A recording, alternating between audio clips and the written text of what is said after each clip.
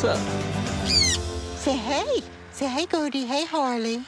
We brought Harley and Goldie. We brought him in to have Harley's checks where he's pulling his feathers, and both of them had to have their nails clipped. They're Jende Conyers, brother and sister. They're 20 years old. We've raised them from babies. Hey, what's up, everybody? Good morning. You all right? Yes, I'm fine. How you doing, my friend? You all right? I'm doing great, thank What you you. got on your shoulder, though? The birds get on my shoulder in the mornings. I get on the computer and look up mail, put a puzzle together. Goldie gets in my shirt. I'm glad that she spends the time with them she does. Gives me a lot of free time. Don't bite. What's up? She's been pulling her feathers for a couple of years. She stopped laying eggs a couple of years ago. Uh-huh. In her cage, a lot of toys. Does she have? Not really. I mean, she's never played with toys. Okay. This one plays with juice tops and rolls them everywhere. What do you find that this one is interested in? Just looking out the window. Just looking out the window. We gotta get you more excitement. Say, I like the computer. I don't know if we can put a computer in your cage. She can't fly anymore. Really? So, because you can't fly, is that why you picking your father?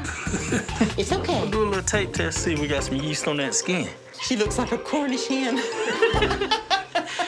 Let's check it for a little yeast and bacteria and see. So oftentimes humans and dogs, cats, and birds have opportunistic pathogens on their skin. I mean, it's normal bacterial flora, but when we get an overgrowth, the animal will start plucking or scratching. Worst case scenario, opportunistic pathogens get down to the hair follicles and gets into the blood and makes it septic, which could ultimately lead to a bird's death. Hey, I say that too when I see him. When I see that guy right there, I do the same thing. Screaming on that bed with you, man. Oh, bird has been totally quiet until you. You love me? I think there was a hick no. Get a little swab.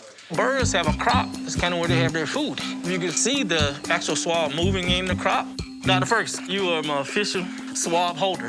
That end came from the mouth. Now I'm going to the other end. You hold the other end, I hold the mouth. It's very important that I check both ends, the crop, the oral cavity, and also check the back end, the anus area. There are so many possible pathogens that could be proliferating in this animal, so we definitely want to be very thorough so that we don't miss anything. All right, bird, nice and easy. Sometimes less is more, so I take a piece of tape and put it on the bird. Can you see that?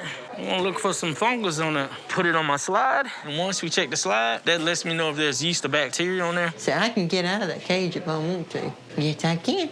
Okay. So it depends how you look at it. I got good news and bad news.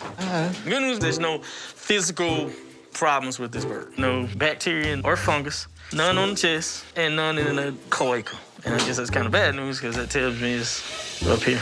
Just a habit. You can. It's just like this bird's like the rest of America. like all of us. It's just anxiety.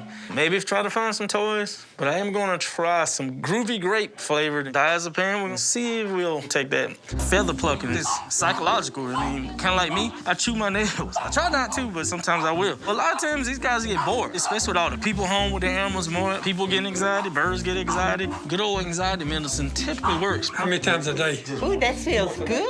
I want you to kind of watch and see how we tend to do. Other than that, in the meantime, I'm gonna go cut his nails. Well, I appreciate it. I sure do. Thank you. I thought Dr. Hodges was going to tell me that Harley had cancer or something that was, terribly wrong with her, but it was all in her head. I think it started off not being able to lay eggs and hatch eggs.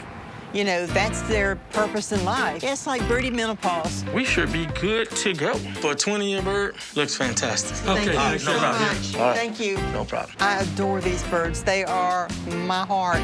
I just want them to have a good, healthy life and be able to enjoy them as long as possible. And they may end up outliving us.